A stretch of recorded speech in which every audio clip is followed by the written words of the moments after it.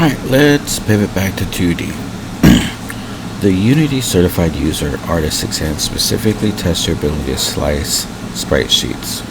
Now, a sprite sheet is a single image file that contains multiple smaller images, like a character's animation frames or a bunch of environmental props.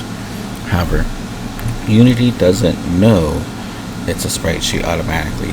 When you first import your 2D file, you must click on it, look in the inspector, and then tell Unity that it's a sprite sheet. You do this by looking at the texture type.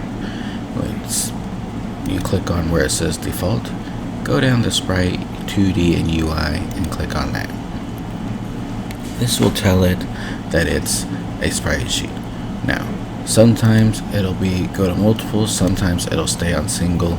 Always make sure that if it's more than one sprite, that you're going to click on multiple. This is going to be the absolute most important step for this part of the exam, is making sure you change that sprite mode. This tells you, hey, there's more than one piece of art hidden in this file. Don't forget to press apply as well. Alright, now we have to actually cut the image up. So go ahead and click on open Sprite Editor in the inspector. When you click on the slice menu at the top, you're going to be presented with a few different options that you're going to need to know for the test. So first, let's go into the types. We have grid by cell size or grid by cell count.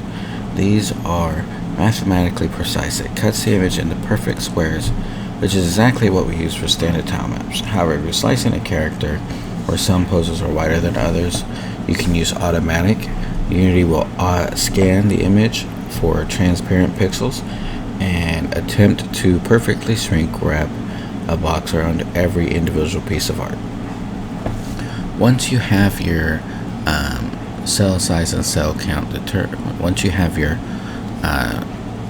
how you want to slice it determined, then you're going to go ahead and click on slice. In this case, I know that there are 6 images across in the row, and there are 4 images per column.